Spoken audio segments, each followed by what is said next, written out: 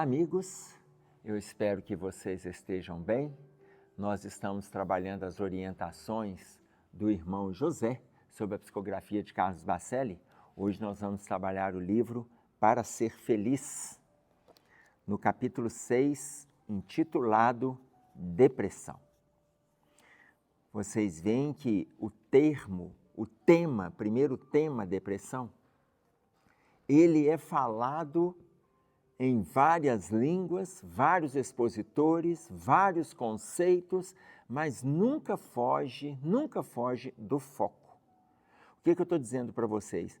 É tão intenso as informações, a quantidade de pessoas deprimidas é tão grande, nós estamos, ainda mais num mundo doente, como a gente está assistindo, nós estamos tão envolvidos com o entorno e inúmeras vezes a espiritualidade também não cansa de nos atentar para o cuidado com o estado depressivo. Então, agora o irmão José está trazendo para a gente. Vocês vão ver que nós vamos trazer aqui algumas observações, mas a depressão é um tema estudado incansavelmente, não só pelo movimento espírita, mas principalmente pela ciência.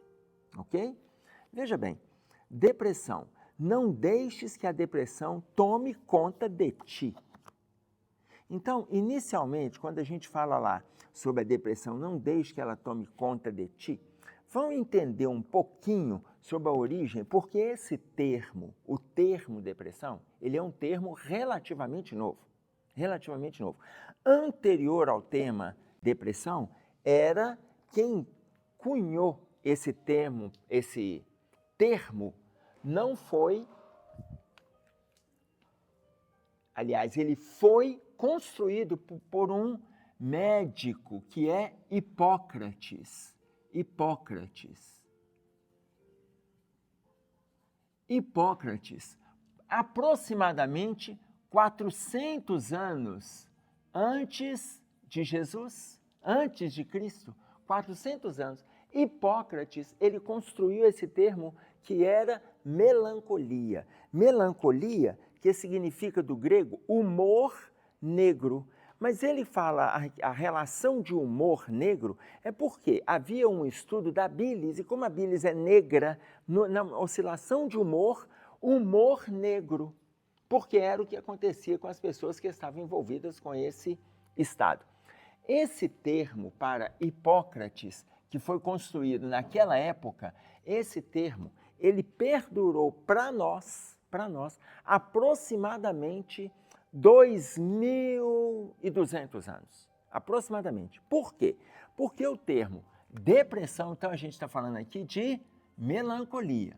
Melancolia.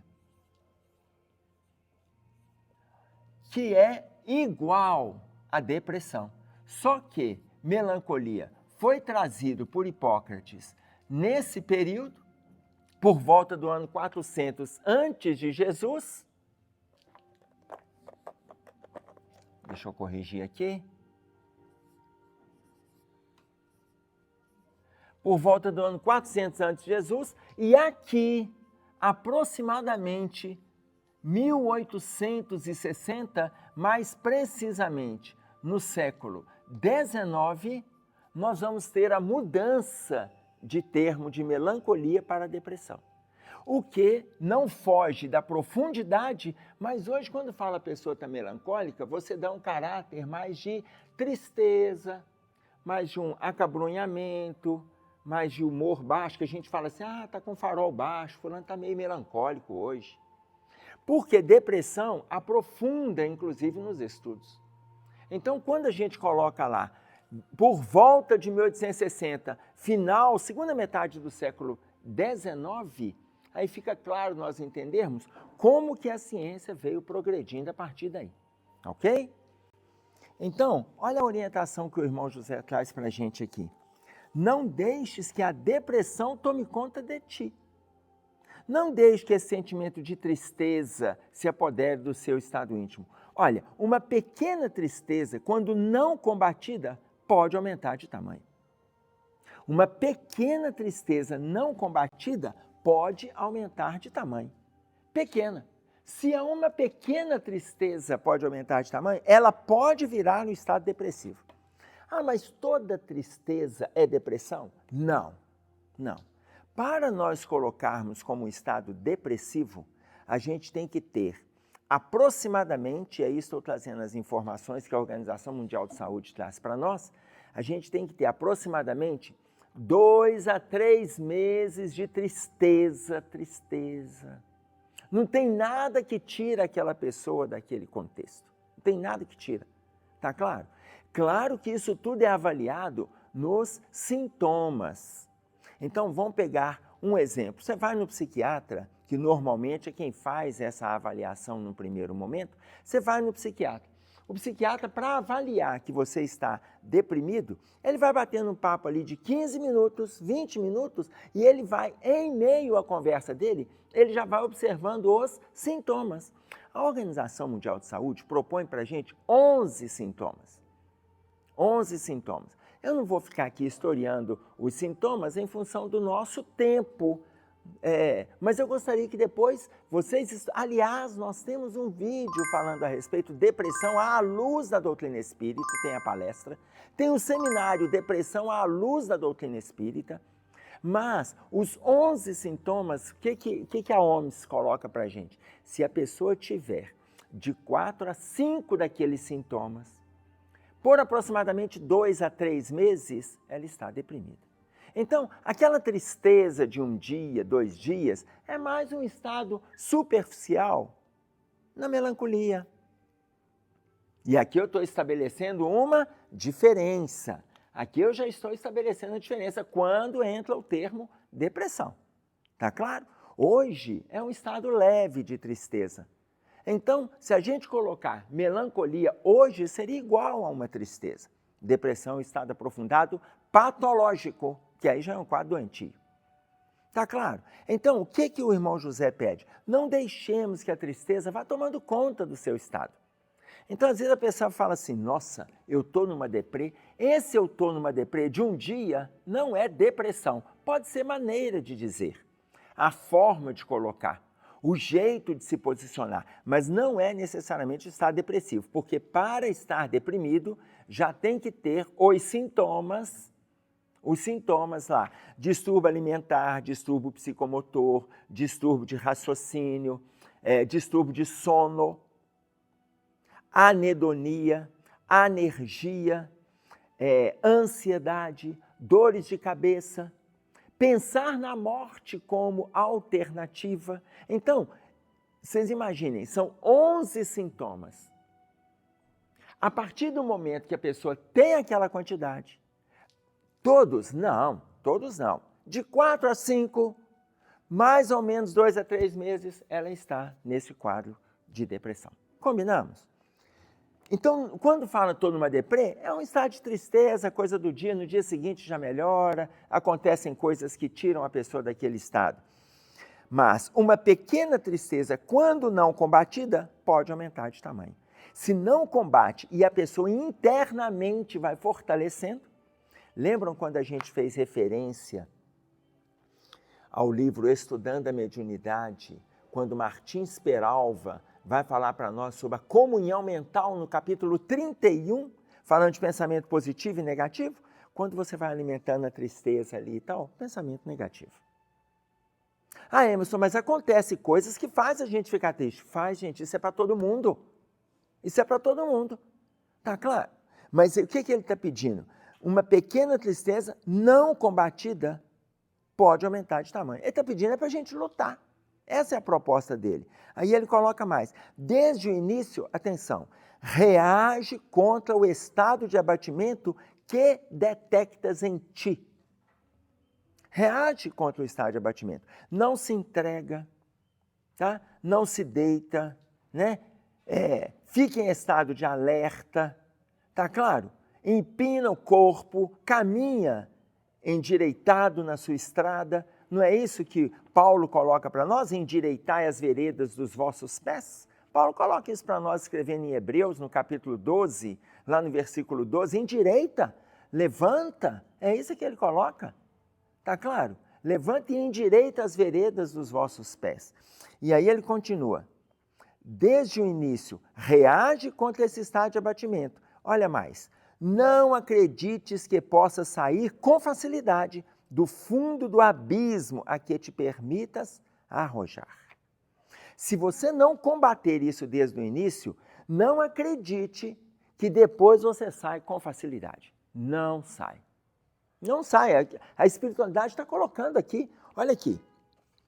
Não acredites que possa sair com facilidade do fundo do abismo, a que te permitas arrojar. Então a tristeza vai acontecer com todo mundo? Vai, gente, vai acontecer com todo mundo. Depois vocês dão uma olhadinha lá no capítulo... No Evangelho segundo o Espiritismo, atenção, no Evangelho segundo o Espiritismo, aqui, no capítulo 5 do Evangelho segundo o Espiritismo, Evangelho, capítulo 5, no item 25, se chama depressão, com outro nome, qual? Melancolia. Ele coloca lá, a melancolia. A melancolia. E é a mensagem de um espírito, lembra que eu falei para vocês, que a espiritualidade vai trazendo informações para nós. Olha, mesmo que Hipócrates tenha trazido a informação 400 anos antes, a espiritualidade também está estudando. Está passando para a gente, estudando não, está orientando a gente. A mensagem é do espírito de François de Geneve, capítulo 5 do Evangelho segundo o Espiritismo. O capítulo 5, intitulado Bem-aventurados os aflitos, no item 25, a melancolia, o espírito de François de Geneve faz uma pergunta para a gente pensar nela. Pergunta. Olha a pergunta que ele faz. Sabeis por que uma vaga tristeza se apodera do seu coração e te faz pensar que a vida é tão amarga? Veja. Sabeis por que uma vaga tristeza se apodera do seu coração e te faz pensar que a vida é tão amarga? Olha, não acredites que possa sair com facilidade do fundo do abismo. François de Geneve, nesse item, ele está falando uma vaga tristeza, do jeito que está na obra, gente. Tá claro? Então, a gente deixar que essa tristeza aprofunda, vai no estado abismal das nossas questões interiores, a gente tem dificuldades para sair depois. Tá claro? Vocês vão ler lá a resposta que François de Geneve coloca para a gente. Tá? Vocês vão ler a resposta que ele vai colocar sobre o desejo que a gente tem de sair do estado que a gente se encontra, o desejo que a gente tem de sair desse corpo, porque a gente não está dando conta das mazelas, das pressões, dos incômodos, das perturbações, o desejo. Mesmo que tenhamos, ele vai falando do esforço que a gente precisa se envolver para construirmos uma situação melhor. Não basta eu desejar. Desejar, gente, não é conquista. Desejar não é conquista. Desejar é o primeiro sentimento para a conquista. Mas até chegar à conquista tem uma estrada. Até chegar à conquista tem um caminho. Tá claro? Então, atentemos-nos para isso. Olha a colocação do irmão José. Ninguém deve contemporizar com o seu próprio estado psicológico negativo. Ninguém deve contemporizar com o seu estado psicológico negativo. Tá claro? Agora, todo mundo tem dor? Todo mundo tem dificuldade? Tem. Aí olha o que Emmanuel coloca para a gente. Todas as criaturas sofrem no cadinho das experiências necessárias, mas poucos sabem sofrer como cristãos, agradecendo a Deus. Todo mundo tem sofrimento? Tem. Vocês que estão me ouvindo, aqueles que não estão ouvindo, os familiares que não concordam com nada disso, eu que estou falando, aqueles que acham que isso tudo é um absurdo, aqueles que se dizem ateus, aqueles que se dizem ateus, mas no final despede você e fala, vai com Deus, enfim, aquele que se diz ateu, quando ele está desesperado, ele fala, mas se Deus quiser, vai me ajudar. Enfim, todo mundo tem problema. Todas as criaturas sofrem. Poucos sabem sofrer como cristãos, agradecendo a Deus. Olha, nós não vamos compactuar com o pensamento negativo. É a proposta dele. Você não vai compactuar. Mas esse estado, ele não é interno. É. Nós temos mais de 10 tipos de depressão. 10 tipos. Mas eu vou pegar o principal, porque é essa que norteia os outros quadros, só para vocês entenderem biologicamente como que ela acontece. Porque não pode colocar assim, isso é só um estado emocional, é só o time da pessoa ganhar um título que ele vai ficar feliz, é só ele mudar de emprego que ele vai ficar feliz, é só ele restabelecer o relacionamento que ele vai ficar feliz. Não é só. Até pode acontecer. O time ganhou, ele fica feliz, restabeleceu o relacionamento, mudou de emprego. Antes, se ele estava deprimido por causa dessas situações, ele estava num quadro que a gente chama depressão reativa. Reativa. A hora que vem um estado de transtorno no trabalho, uma ameaça de demissão ou a própria demissão, ele vai assumindo a tristeza, não consegue reagir, instala o quadro depressivo e aí é aquela situação abismal que a pessoa tem dificuldade de sair sozinha.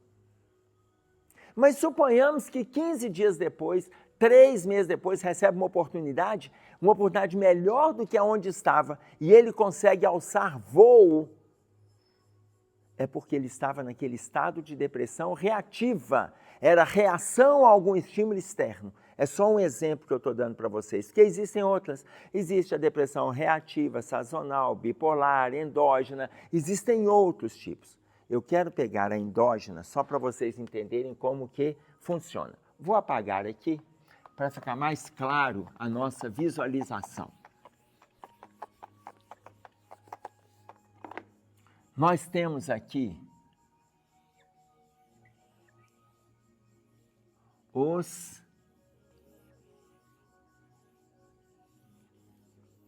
neurônios.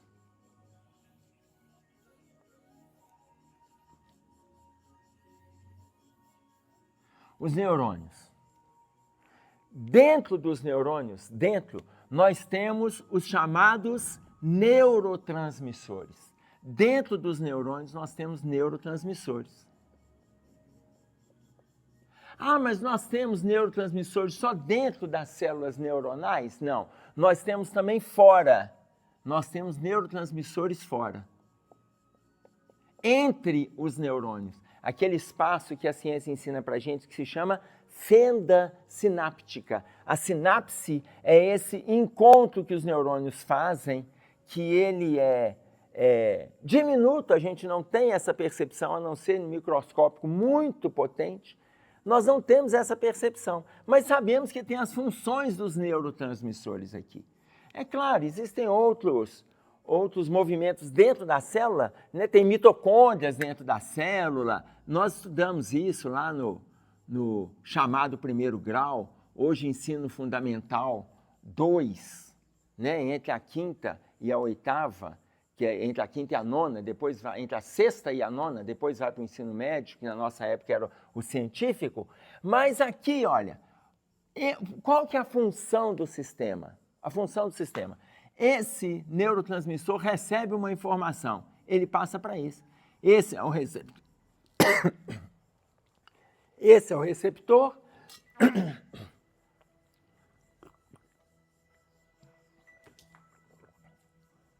E nós temos aqui o transmissor. Esse recebe, passa para este. Esse transmite para dentro. Esse recebe e passa para este, que transmite para esse que está aqui dentro. Esse que recebeu, transmite para este, que passa para... Esse sistema, ele vai funcionando no nosso corpo, Ele vai funcionando o tempo todo. O tempo todo. Esse funcionamento aqui, dessa célula, gente, nós temos aproximadamente 100 bilhões de células neuronais no nosso corpo. Então, ininterruptamente, esse movimento que eu estou fazendo aqui é neuronal, o raciocínio é neuronal, a fala é neuronal, tudo é neuronal.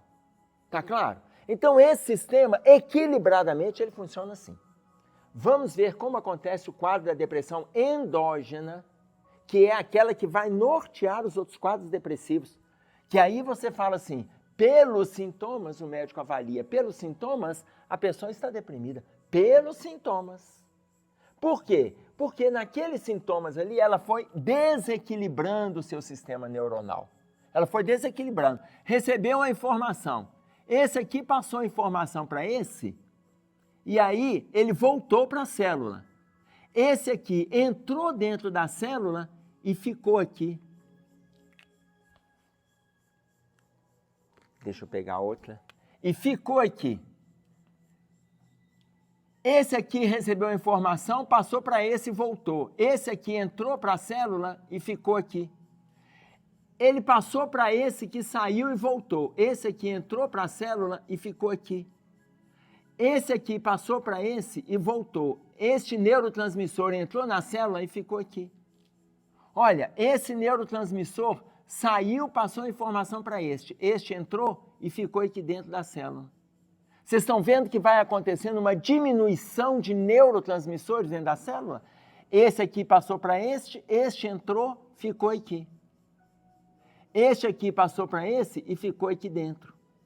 Essa falta de neurotransmissores dentro da célula, entre as células, essa falta de neurotransmissores, vai provocar o estado depressivo, que a gente chama de depressão endógena. A falta de neurotransmissores. Eles ficam e se acomodam dentro da célula. Então, existe aqui um preenchimento onde eles não têm que estar. Por quê? Porque eles não são receptores, eles são transmissores, eles têm que estar aqui na fenda sináptica. A partir do momento que ele vem para dentro, fica aqui e falta, começa a aparecer aquela baixa de humor, ou os transtornos de humor, a apatia, o desânimo, a falta de vontade de querer fazer isso ou aquilo, a ansiedade, a dor de cabeça, dor no corpo, distúrbios de sono, distúrbio alimentar, distúrbio de raciocínio, não consegue fixar conteúdo. Quando vai olhar, a pessoa tem uma falta de neurotransmissores entre os neurônios na fenda sináptica e está desencadeado o estado depressivo. Está claro isso? E aí, imaginem vocês, olha o que ele coloca, o que o irmão José coloca. Ninguém deve contemporizar com o seu próprio estado psicológico negativo. Todo mundo tem isso, mas a gente não tem que ficar satisfeito. Todo mundo tem estado de tristeza. A gente não pode ficar contemporizando com a tristeza, senão a gente assume o estado depressivo, que é o tema que ele fala para nós, para a gente se atentar. Depressão. Ah, mas como é que faz para a gente poder sair desse estado aqui? É preciso procurar ajuda, antes que a situação se torne mais complexa. Isso aqui já é a complexidade, está entendendo? Aqui já é a complexidade. Por quê? Instalou o estado depressivo. Antes disso acontecer, procure ajuda. Que ajuda? Dentro da doutrina espírita, a gente vai oferecendo tarefas, as amizades, o acolhimento, o atendimento fraterno. Por quê? Isso vai tirando a pessoa daquela tristeza leve que ele foi colocando aqui no início do texto, aonde ele precisa deixar de lado. Ele não pode abraçar. Quando passa para essa situação aqui, aí a ajuda é o quê? Farmacológica. A ajuda aqui é farmacológica. Então, entra lá os medicamentos.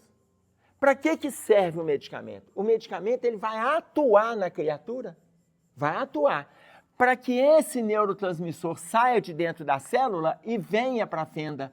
Esse sai de dentro e venha para cá, esse sai e vem para cá, esse sai e vem para cá. Esse sai daqui e volta, esse sai e volta, esse sai e volta, esse sai. Ele tem que vir para o espaço de trabalho dele, o espaço de trabalho dele é aqui, ó. Ele está aqui para receber informação e transmitir informação. Então, ele tem que vir para essa fenda. Isso aqui ele demora meses para equilibrar. É o medicamento atuando. A pessoa fala assim, eu estava na deprê, mas uma vizinha minha me arranjou um medicamento ali, eu tomei o comprimido 3 dias e eu melhorei. Então, ela não estava deprimida, gente. Não tem jeito, isso aqui demora meses para se instalar. Meses. 3 dias de medicamento, a pessoa sarou.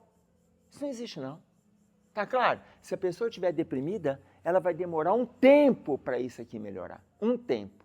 Esse tempo é o uso do trabalho medicamentoso, que é o primeiro ponto que a gente está colocando. Aí ele fala aqui, buscar ajuda. É preciso sim procurar ajuda, antes que a situação se torne mais complexa. Antes disso,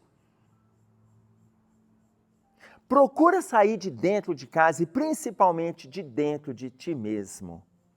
Procure sair de dentro de casa. Pare de se acomodar no quarto, na tela, só isolado. Para. O convívio, gente, se Deus quisesse, Ele teria feito para cada criatura uma ilha. Se Deus quisesse, Deus não quis. Ele fez um mundo deste tamanho para que a gente conviva, para que a gente se aproxime, para que a gente troque ideias, para que nós aprendamos juntos. Se Ele quisesse, Ele faria uma ilha para cada criatura e cada um vive na sua ilha. Aí Ele faz isso tudo para que nós convivamos uns com os outros, a gente vai e se isola. Aí o irmão José pede, procura sair de dentro de casa, ou seja, se socialize. E principalmente de dentro de você mesmo. Socializar não é se prontificar a escutar, é prontificar a escutar, prontificar a falar, prontificar a caminhar junto, se prontificar a estar ao lado. Mesmo tendo que lutar contra o desalento, voltando na tristeza que antecedeu esse quadro, mesmo tendo que lutar contra o desalento, faze uma visita a quem necessita de amparo. Aqui, faz uma visita a quem necessita de amparo, mesmo tendo que lutar. Essa é a informação do irmão José. Ele está propondo para a gente trabalho. Ok?